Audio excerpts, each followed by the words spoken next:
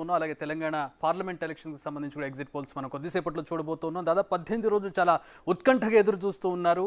ఇది ఆల్మోస్ట్ యాక్యురేట్గా ఉంటాయి. అంటే ఎలక్షన్కి ముందు చేసేటటువంటి సర్వే కాస్త యాక్యురసీగా ఉంటుంది. బట్ ఎగ్జిట్ పోల్స్ దాదాపుగా యాక్చువల్ రిజల్ట్కి దగ్గరగా ఉంటాయి. కాబట్టి ఎగ్జిట్ పోల్స్ ఎప్పుడెప్పుడు వస్తాయని ఎదురు చూస్తున్నారు. 18 రోజుల నుంచి ఎప్పుడు లేనంత ఉత్కంఠ మనకి ప్రజల్లో కనపడుతుంది. So big TV exclusive exit poll సర్వేతో ప్రస్తుతం మీ ముందుంది. మరి కొద్దిసేపట్లో నేను అవి రివీల్ చేయబోతున్నాను. అండ్ ఈ డేటాకి సంబంధించి విశ్లేషణ అందించడానికి, అప్డేట్స్ అందించడానికి మనతో పాటు big TV executive editor Ashok Vemulapalli ఉన్నారు. అశోక్, వెల్కమ్. సో మనం చాలా మనం కూడా చెప్పడానికి చాలా క్యూరియస్గా ఉన్నాం. మనకి ఎలక్షన్ కమిషన్ లిమిటేషన్స్ తోటి మనం చెప్పలేకపోతున్నాను, కానీ ప్రజలు ఎంత ఉత్కంఠగా ఎదురు చూస్తున్నాం మనం కూడా అంతే చూస్తున్నాం. రైట్, ముందుగా మనం తెలంగాణ పార్లమెంట్కి సంబంధించి ఏ విధంగా ఉందో చూడబోతూ ఉన్నాం. రైట్, ఒకసారి వీడియో వాల్ మీద మనం ప్రజెంట్ చేసే ప్రయత్నం చేద్దాం. తెలంగాణ పార్లమెంట్ సెగ్మెంట్స్ వైజ్గా అండ్ ఎన్ని వస్తాయి, ఏ పార్టీకి ఎన్ని రాబోతున్నాయని చూడబోతున్నాం. ఓవరాల్గా చూసినట్లయితే కాంగ్రెస్కి 8 నుంచి 9 రాబోతున్నాయి, బీజేపీకి 6 నుంచి 7 రాబోతున్నాయి, ఎంఐఎం యాజ్ యూజువల్ 1 ఖచ్చితంగా కొట్టబోతున్నట్టుగా మనకి ఎగ్జిట్ పోల్ సర్వేలో తెలుస్తుంది. సో కాంగ్రెస్ లీడ్లో కనపడుతుంది 8 నుంచి 9, బీజేపీకి 6 నుంచి 7. కానీ ఇక్కడ ప్రత్యేకంగా మనం గమనించాల్సింది బీఆర్ఎస్కి ఒక్క సీటు కూడా వచ్చే అవకాశం ఇక్కడ కనబడడం లేదు ఈ పార్లమెంట్ ఎలక్షన్స్లో ఈసారి. అది exit poll survey, big TV exit poll survey చెప్తుంది. అశోక్, ఎట్లా చూడవచ్చు మనం? ఎగ్జాక్ట్లీ మీరు చెప్పినట్టే బిగ్ టీవీ గతంలో అంటే తెలంగాణ అసెంబ్లీ ఎన్నికల టైంలో బిఫోర్ మనం పందికోళ్ళ పేరుతో సర్వే ప్రతి కాన్స్టిట్యున్సీలు ఎవరు గెలవబోతున్నారు అనేది ముందు ఎక్స్ప్లెయిన్ చేసాం.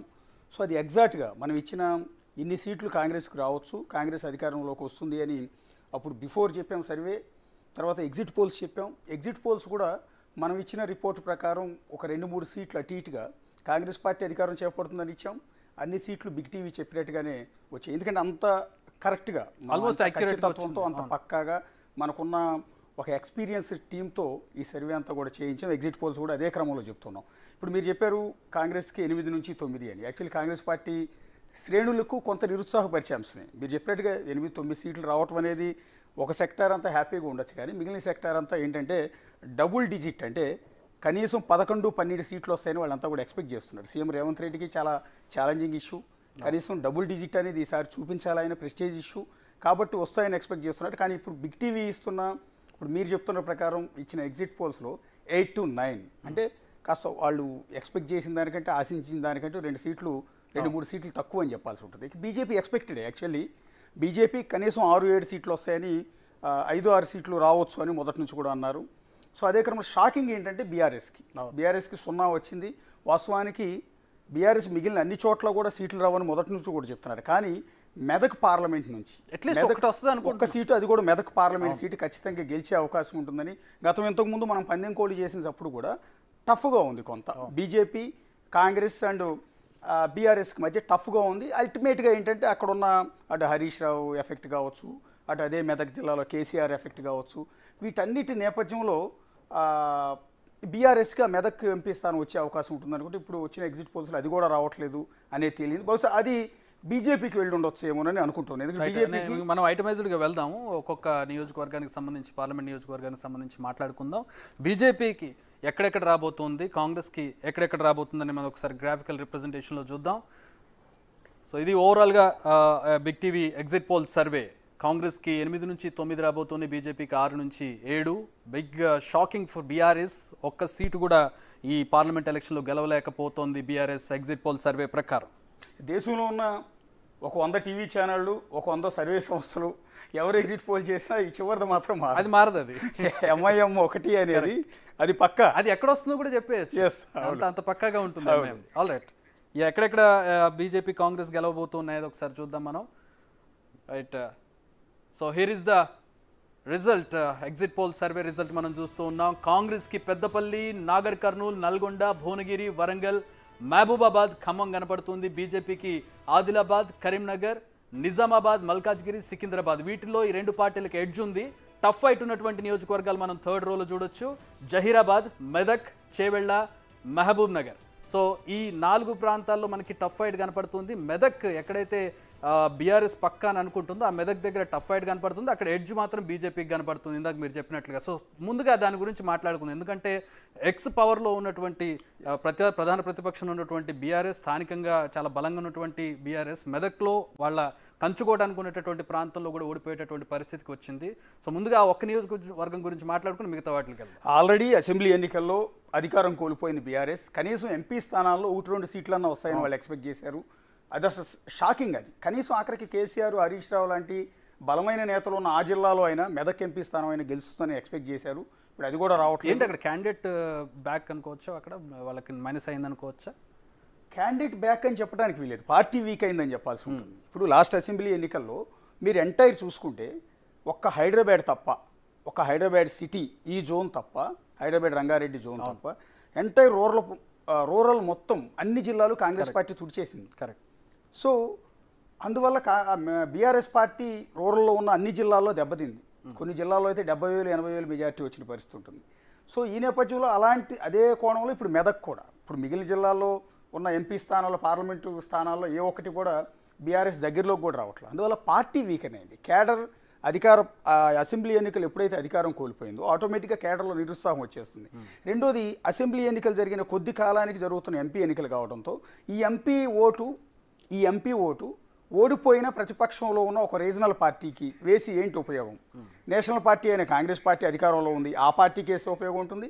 లేదా ఆల్రెడీ కేంద్రంలో ప్రస్తుతం అధికారంలో ఉంది బీజేపీ, ఆ పార్టీకి వేస్తే ఉపయోగం ఉంటుంది తప్ప స్థానికంగా ఉన్న ఓడిపోయిన ప్రతిపక్షంలో ఉన్న బీఆర్ఎస్కి వేస్తే ఉపయోగం లేదు అని ఆటోమేటిక్ ఈ స్థాయిలో. అంటే సరే మెదక్ అనేది పక్కన పెడితే జీరోకి పడిపోవడం అనేది ఒక 10 ఏళ్ల పాటు సుదీర్ఘ పరిపాలన అందించి ప్రజల్లో మాకే కాంగ్రెస్ మీద ఏదో ప్రేమతోటి కాదు, బీఆర్ఎస్ మీద కాస్త కోపంతో మేము చిన్న మిస్టేక్స్ వల్ల కాంగ్రెస్ ఏదో గెలిచేసింది వాళ్ళకు కూడా తెలియదు అనే కామెంట్ చేసిన సందర్భంలో ఈ ఓటమిని ఎట్లా జస్టిఫై చేసుకుంటారు? ఖచ్చితంగా నేను అంటున్నది ఏంటంటే, ఇప్పుడు ఆంధ్రప్రదేశ్లో ఎంపీ ఎన్నికలు, అసెంబ్లీ ఎన్నికలు, పార్లమెంట్ ఎన్నికలు, అసెంబ్లీ ఎన్నికలు రెండు ఒకేసారి జరుగుతున్నాయి. అదే క్రమంలో లాస్ట్ టైం కనుక ఇదే అసెంబ్లీ ఎన్నికలతో పాటు ఈ పార్లమెంట్ ఎన్నికలతో పాటు అసెంబ్లీ ఎన్నికలు జరుగుంటే బీఆర్ఎస్కి ఖచ్చితంగా 1-2 ఎంపీ స్థానాలు వచ్చి ఉండేవి. ఆ ఈక్వేషన్స్ వేరుగా ఉంటాయి అప్పుడు ఈక్వేషన్స్. ఇప్పుడు ఏదైతే ఉందో అసెంబ్లీ ఎన్నికలు 2018 ఎన్నికలకు ముందు కేసీఆర్ అసెంబ్లీని ముందుకు జరిపి ఒక 6 నెలల ముందు ఎన్నికలు జరిపించడం వల్ల అసెంబ్లీ ఇక్కడ ఒక టైంలో జరుగుతుంది, ఈ పార్లమెంట్ ఇంకోసారి జరుగుతుంది.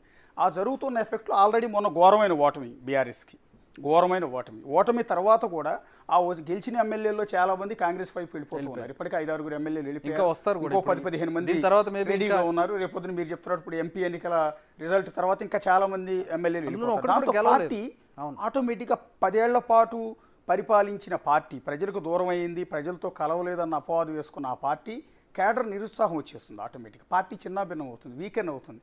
ఆ వీకెన్ అయిన ఎఫెక్ట్ ఇప్పుడు ఎంపీ ఎన్నికల మీద చూపిస్తుంది. కానీ ఇదే ఎంపీ ఎన్నికలతో పాటు అసెంబ్లీ ఎన్నికలతో పాటు జరిగి ఉండుంటే మళ్ళీ బీఆర్ఎస్కి ఎంపీ సీట్లు వచ్చి. సో ఈ గ్యాప్ ఎప్పుడైతే వచ్చిందో ఈ గ్యాప్లో ఇందాక ప్రతి ఒక్కళ్ళు ఆలోచించేది అదే, మీరు నేనైనా ఓటర్ ఓడిపోయి ప్రతిపక్షంలో ఉన్న ఆ స్థానిక రీజనల్ పార్టీకి ఓటేస్తే ఏంటి ఉపయోగం? పార్లమెంట్ ఎన్నికలు కదా, పార్లమెంట్ అంటే కేంద్రం సైడ్ చూస్తారు కదా. కేంద్రంలో అధికారంలో ఉన్నది ప్రస్తుతం బీజేపీ, లేదా రేపో మాపో అదృష్టం బాగుంటే మళ్ళీ కాంగ్రెస్ అధికారంలోకి వచ్చే అవకాశం, అంటే యూపీఏ లేదా ఎన్డీఏ ఉంటుంది. ఈ ఈక్వేషన్లో ఈ 2 పార్టీలు ఇక్కడ రాష్ట్రంలో ఉన్నప్పుడు ఆ రెండిట్లో ఏదో దానికి పార్టీకి ఓటేస్తే ఉపయోగం ఉంటుంది. కానీ ఎంపీ ఓటు స్థానిక ఓడిపోయిన పార్టీకి వేస్తే ఉపయోగం ఏంటి, ఆ ఎంపీ గెలిచినంత వల్ల ఉపయోగం ఏంటి అనేది అక్కడ ఆలోచిస్తారు. దానివల్ల ఇట్లా దెబ్బతింది. రైట్. ఇక 1 by 1 వద్దాం. కాంగ్రెస్కి సంబంధించి, బీజేపీకి సంబంధించి. కాంగ్రెస్ మనకి ఎక్కడైతే 7 స్థానాలు అనుకుంటున్నామో ఆ 7 స్థానాలకు సంబంధించినటువంటి అంటే ఖచ్చితంగా ఎడ్జ్ ఉండి గెలిచేటటువంటి స్థానాలు చూస్తున్నాం. పెద్దపల్లి, నాగర్ కర్నూల్, నల్గొండ, భువనగిరి, వరంగల్, మహబూబాబాద్, ఖమ్మం. అండ్ బీజేపీ ఇక్కడ ప్రధానంగా, అంటే కాంగ్రెస్ గెలుస్తుందనే విషయం తెలుసు, కానీ బీజేపీ స్థానాలు ఎట్లా గెలుస్తుంది అనేది కూడా ఇక్కడ మనం అనాలిసిస్ చేసుకోవాలి. ఆదిలాబాద్, కరీంనగర్, నిజామాబాద్, మల్కాజ్గిరి, సికింద్రాబాద్. హైదరాబాద్ విషయానికి వద్దాం. ముందుగా మల్కాజ్గిరి, సికింద్రాబాద్ బీజేపీకి సంబంధించి ప్రధానంగా ఏ ఈక్వేషన్స్ ఉన్నాయి?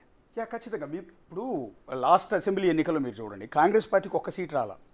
హైదరాబాద్ సిటీ, రంగారెడ్డి ఈ జోన్లో పర్టికులర్గా సిటీతో కొలాబరేట్ అయ్యి ఉన్న, అంటే వేరు రాష్ట్రాల నుంచి వచ్చి ఇక్కడ సెటిల్ అయిన ప్రజలు ఉన్న, అంటే ఇది ఒక మినీ ఇండియా. ఇలాంటి చోట కాంగ్రెస్ దెబ్బతింది లాస్ట్ అసెంబ్లీ ఎన్నికల్లో. వాళ్ళు ఒకవేళ బీఆర్ఎస్కి ఎందుకు ఓటేశారు, కాంగ్రెస్కి ఎందుకు ఓటు వేయలేదు అన్నదాని మీద ఇంతవరకు విశ్లేషించుకుంటే ఎవరికి సరైన ఆన్సర్ దొరకట్లా, ఓటర్ల పల్స్ అర్థం కాల. సో అలాంటిది ఒక్క అసెంబ్లీ కూడా గెలవలేకపోయామన్న బాధ కాంగ్రెస్ పార్టీలో ఉంది. అలాంటి చోట ఎంపీ సీట్లు మళ్ళీ గెలుస్తుందని మనం భావించలేం. కానీ ఇక్కడ హైదరాబాద్ సిటీలో బీఆర్ఎస్కి ఎక్కువ అసెంబ్లీ సీట్లు వచ్చినాయి, వాస్తవానికి బీఆర్ఎస్కి మీరు చెప్పిన మల్కాజ్గిరి కావచ్చు, సికింద్రాబాద్ కావచ్చు, ఈ 2 సీట్లు బీఆర్ఎస్కి వెళ్ళాలి. కానీ ఆ 2 బీఆర్ఎస్ కాకుండా సిటీలో బీజేపీకి ఎమ్మెల్యే సీట్లు లేవు. కానీ బీఆర్ఎస్ వైపు బీజేపీ వైపు మల్కాజ్గిరి, సికింద్రాబాద్లో ఉన్న ఎంపీ స్థానాల్లో ఉన్న ఓటర్లు ఎందుకు మొగ్గు చూపారు అనేది వెరీ ఇంట్రెస్టింగ్. ఇందాక నేను చెప్పినట్టు ఇక్కడ ఈ ఓటర్ పోలరైజేషన్ అనేది మినీ ఇండియా. ఇది ఎక్కడెక్కడ నుంచో ఆంధ్ర ఓటర్లు ఎక్కువ మంది ఉంటారు, పంజాబ్ నుంచి గుజరాత్ నుంచి వచ్చిన వాళ్ళు ఉంటారు, ఎక్కడెక్కడ హర్యానా నుంచి వచ్చిన వాళ్ళు, ఎక్కడెక్కడ వాళ్ళు ఉంటారు. వీళ్ళందరికీ ఇక్కడ ఓటు హక్కు ఉంటుంది. పర్టికులర్గా సికింద్రాబాద్ కాన్స్టిట్యున్సీలో మీకు తెలుసు ఎక్కడెక్కడ నుంచో వ్యాపారులు ఇక్కడ ఉంటారు, ఎన్నో ఏళ్ళ నుంచి స్థిరపడిన వాళ్ళు. వాళ్ళ మైండ్ సెట్ అంతా కూడా నీకు నార్త్ ఇండియన్ ఓటర్లు ఎక్కువ మంది ఉంటారు సికింద్రాబాద్ పరిధిలో. నార్త్ ఇండియన్ ఓటర్ల మైండ్ సెట్ ఆటోమేటిక్గా బీజేపీ వైపు, సెంట్రల్ అధికారంలో ఉన్న పార్టీ వైపు మొగ్గు చూపే అవకాశాలు చాలా ఎక్కువగా ఉంటాయి. అందువల్ల కాంగ్రెస్ పార్టీ కూడా సికింద్రాబాద్ వైపు పెద్దగా ఆశలు పెట్టుకున్నట్టు అనిపిస్తుంది. అక్కడ దానం నాగేందర్ని బరిలోకి దింపారు. ఇక్కడ ఆల్రెడీ బీఆర్ఎస్ నుంచి గెలిచిన ఎమ్మెల్యేని కాదని మళ్ళీ అక్కడ తీసుకెళ్ళి ఎంపీగా పోటీ చేస్తున్నారు. ఆ ఈక్వేషన్ మనకు అర్థం కాలేదు. కానీ సికింద్రాబాద్లో ఉన్న నార్త్ ఇండియన్ ఓటర్స్ కావచ్చు, వేరే సెటిలర్స్ కావచ్చు, మొత్తం ఓట్లు బీజేపీ వైపు, కేంద్రంలో 2 సార్లు అధికారంలో ఉన్న పార్టీ మళ్ళీ వస్తుందా అని వాళ్ళు ప్రచారం చేసుకుంటూ ఉన్నారు. సో అలాంటి పార్టీ వైపు వాళ్ళు ఆటోమేటిక్గా ఇంట్రెస్ట్ చూపిస్తారు. సికింద్రాబాద్కి మనం కొంచెం చెప్పొచ్చు, కానీ మల్కాజ్గిరి విషయానికి వచ్చినట్లయితే అక్కడ మల్లారెడ్డి అల్లుడిని అనుకున్నారు. మల్లారెడ్డికి సంబంధించి మంచి కోటరీ ఉంది. అక్కడ ఆయన చాలా బేస్ ఏర్పాటు చేసుకున్నాడు. గతంలో బీఆర్ఎస్ అధికారంలో ఉన్నప్పుడు చాలా పనులు చేసినటువంటి పరిస్థితి. ఆ మల్కాజ్గిరిలో ఆయన రీసెంట్గా చూసాం మనం, మీరే గెలవబోతున్నారన్న అని ఆలింగనం చేసుకుని మరి ఈటల రాజేందర్కి కంగ్రాచులేషన్ చెప్పినటువంటి పరిస్థితి. అదే నిజమైంది. ఎట్లా చూడాలి ఇక్కడ బీఆర్ఎస్ బీజేపీ ఆటకు సంబంధించి? ఇది కాంగ్రెస్ పార్టీకి చాలా ఎఫెక్ట్ అది నిజం చెప్పాలంటే మల్కాజ్గిరి. ఎందుకు అంటే అది సీఎం రేవంత్ రెడ్డి స్థానం. సీఎం రేవంత్ రెడ్డి గత ఎన్నికల్లో ఆయన అక్కడ నుంచి ఎంపీగా గెలిచారు. ప్రెసిడెంట్ సిట్టింగ్ ఎంపీ అక్కడ. ఆల్రెడీ సీఎం ఇంకో చోట ఎమ్మెల్యేగా గెలిచి సీఎం అయి ఉండొచ్చు. కానీ చాలా ప్రెస్టీజియస్ ఇష్యూ అది రేవంత్ రెడ్డికి, సీఎం గారికి చాలా ప్రెస్టీజ్. ఖచ్చితంగా ఆయన గెలిపించాలన్న లక్ష్యం ఆయనకు ఉంది. అక్కడ పెద్ద ఎత్తున గ్రౌండ్ వర్క్ కూడా చేశారు. కానీ ఇప్పుడు మనం చూపిస్తున్న ఎగ్జిట్ పోల్స్లో మల్కాజ్గిరి బీజేపీ వైపుకు వెళ్ళటం అనేది వెరీ ఇంట్రెస్టింగ్. ఓటర్లు ఎందుకు ఆలోచన మార్చుకున్నారు అంటే కాంగ్రెస్ పార్టీ అసెంబ్లీ ఎన్నికల తర్వాత కూడా ఇంకా హైదరాబాద్ సిటీలో పికప్ కాలేదా? ఓటర్లు ఇంకా కాంగ్రెస్ పార్టీ వైపు రావట్లేదా? ఎందుకు బీజేపీ వైపు మాత్రమే మొగ్గు చూపు? ఒక్క అసెంబ్లీ స్థానం లేకుండా 2 పార్లమెంట్ స్థానాల్లో బీజేపీ గెలవబోతోంది అంటే వెరీ ఇంట్రెస్టింగ్. పర్టికులర్గా సీఎం రేవంత్ రెడ్డి స్థానాన్ని కూడా బీజేపీ గెలవబోతుంది. అంటే నేను అనుకోవడం మల్కాజ్గిరిలో బీఆర్ఎస్కి బీజేపీకి సంబంధించి అంటే బీఆర్ఎస్ వీక్ క్యాండిడేట్ని నిలబెట్టడం, ముందుగా మల్లారెడ్డి అల్లుడిని అనుకుని ఆ తర్వాత ఆయన వెనక్కి తగ్గడం, కారణాలు ఏమైనా కావచ్చు, ఆయన వెనక్కి తగ్గడం, సీటు వేరే వాళ్ళకి ఇవ్వడం, వీక్ క్యాండిడేట్కి ఇవ్వడం, రాగిడికి ఇవ్వడం, ఆ తర్వాత ఇప్పుడు ఇటు సైడు ఈయన ఈటల రాజేందర్ పార్టీ వేరైనా కూడా క్లోజ్ అసోసియేషన్ ఉంటుంది వాళ్ళకి. కాంగ్రెస్ గెలవకూడదు, ఎవరు గెలిచినా పర్వాలేదు కానీ కాంగ్రెస్ గెలవకూడదు అనే ఒక ఇదిలో వాళ్ళు పనిచేసినట్టుగా నా అనిపించింది. కాంగ్రెస్ నేతలు అదే ఆరోపిస్తూ ఉన్నారు. బీజేపీకి బీ టీమ్గా బీఆర్ఎస్ని మొదటి నుంచి కూడా చెప్తున్నారు, ఆరోపిస్తున్నారు. ఇప్పుడు మీరు చెప్పిన పాయింటే, ఒక వీక్ క్యాండిడేట్ని అక్కడ నిలబెట్టడం ద్వారా ఈటల రాజేందర్ లాంటి బలమైన వ్యక్తి ఆయన. ఎందుకు అంటే ఆల్రెడీ గతంలో బీఆర్ఎస్ నుంచి బయటకు వచ్చి అంత ఛాలెంజ్ విసిరి కేసీఆర్ మీద ఛాలెంజ్ విసిరి ఆయన ఆ కాన్స్టిట్యున్సీ నుంచి అక్కడ నుంచి గెలవటం కావచ్చు. సరే మొన్న ఎన్నికల్లో మళ్ళీ అదే కాన్స్టిట్యున్సీ నుంచి ఓడిపోయి కేసీఆర్ పైన గజ్వేల్ నుంచి కూడా పోటీ చేయటం, 2 చోట్ల ఓడిపోవటం, దాంతో ఈటల రాజేందర్ మీద సింపతి ఉంది. సింపతి చాలా ఎక్కువగా ఉంది. ఈటల రాజేందర్ బీఆర్ఎస్లో నంబర్ 2 నిజం చెప్పాలి అంటే. సో అలాంటి వ్యక్తి ఇక్కడ ఎంపీగా పోటీ చేస్తుంటే ఆయన అడుగుతున్నది ఒకటే, నన్ను అవమానించి బయటికి పంపించారు, నాకు అన్యాయం చేశారు, అయినా కూడా నిలబడ్డాను, 2 చోట్ల పోటీ చేసి ఓడిపోయాను, నన్ను ఒక్కసారి ఎంపీగా గెలిపించండి అని ఆయన అక్కడ అప్పీల్ చేసుకున్నారు ఓటర్లందరికీ. దానికి తోడు మీరు చెప్పినట్టుగా బీఆర్ఎస్ ఓట్లు, ఎందుకంటే ఆ పార్లమెంట్ పరిధిలో ఉన్న ఎమ్మెల్యే స్థానాలన్నీ బీఆర్ఎస్వే. సో మీరు అన్నట్టు ఆ మ్యూచువల్ అండర్స్టాండింగో, లోపాయకార ఒప్పందమో, లేకపోతే ఆ ఓట్ల పోలరైజేషన్, మాకు ఓటే ఎక్కర్లేదు, మాకు ఓటే ఎక్కిపోయినా పర్వాలేదు, ఈటల రాజేందర్కి అంటే బీజేపీకి వేయండి అని కొంతమంది బీఆర్ఎస్ నేతలు ఓటర్లకి లోపాయకార ఒప్పందంలో భాగంగా చెప్పించి ఓట్లను బదలాయించినట్టుగా కూడా కొంత ప్రచారం జరుగుతుంది. ఈటల రాజేందర్ దాన్ని ఖండిస్తూ ఉన్నారు. కానీ బయట ఉన్న ఈక్వేషన్స్ అదే, మీరు చెప్పిన ఈక్వేషనే కాంగ్రెస్ నేతలు కూడా చెప్తున్నారు. ఆ రకంగా ఓట్లు బదలాయింపు అంటే కాంగ్రెస్ పార్టీని ఎట్టి పరిస్థితులు ఓడించకూడదు, పైగా రేవంత్ రెడ్డి స్థానం కాబట్టి, రేవంత్ రెడ్డి ఎంపీగా గెలిచిన స్థానం కాబట్టి ఈ స్థానం నుంచి కనుక కాంగ్రెస్ లూజ్ అయితే రేవంత్ రెడ్డిని వీకెండ్ చేయొచ్చు అని 2 పార్టీలు అనుకుని కూడా ఈ రకంగా దెబ్బేసుకుంటారు. రాజకీయాల్లో ఏదైనా సాధ్యం. మనం గెలవనప్పుడు నాకు దక్కంది ఇంకెవరికి దక్కకూడదు. అదే ఇక్కడ ఈక్వేషన్ ఏంటంటే కాంగ్రెస్ గెలవకూడదు, ఈటల రాజేందర్ మనవాడే, అవును, ప్లస్ దానికి తగ్గట్టుగా ఒక ఫ్రెండ్లీ నేచర్ ఉంది మా మధ్యలో అని చెప్పడానికి మల్లారెడ్డి ఆయన ఆలింగనం చేసుకుని మీరే గెలవబోతున్నారు. ముందు ఎట్లా చెప్తాడు? పార్టీ మాజీ అభ్యర్థి అక్కడ మంత్రి. పోటీ చేస్తుంటే ఈ నెల ఇంకొకరికి మీరే గెలవబోతున్నారని ఎట్లా చెప్తాడు ఎలక్షన్ కు ముందు? ముందే సిగ్నల్ ఇవ్వటం ద్వారా, ముందే ఆ మాట అనటం ద్వారా అది విపరీతమైన వైరల్ అయింది. మల్లారెడ్డి అన్న మాట, అన్న నువ్వే గెలుస్తున్నావు అన్నమాట. సో అక్కడే రెండు పార్టీల మధ్య ఆ కొలాబరేషన్ ఉంది అనేది ఇప్పటికీ విపరీతమైన ప్రచారం జరుగుతుంది. రేపు పొద్దున మనం అనుకున్నట్టు మన ఎగ్జిట్ పోల్స్లో వచ్చినట్టు మల్కాజ్గిరి కనుక బీజేపీ గెలిస్తే క్లియర్గా అందరికీ అర్థమైపోతూ ఉంటుంది. ఓట్ షేర్ కూడా మనకు తెలుస్తుంది, అప్పుడు ఓట్ షేర్ కూడా వస్తుంది కాబట్టి. రైట్, ఆదిలాబాద్, కరీంనగర్, నిజామాబాద్. కరీంనగర్ కొంచెం బీజేపీకి ఎడ్జ్ ఉంది. ఆదిలాబాద్ కూడా మనకి మహారాష్ట్ర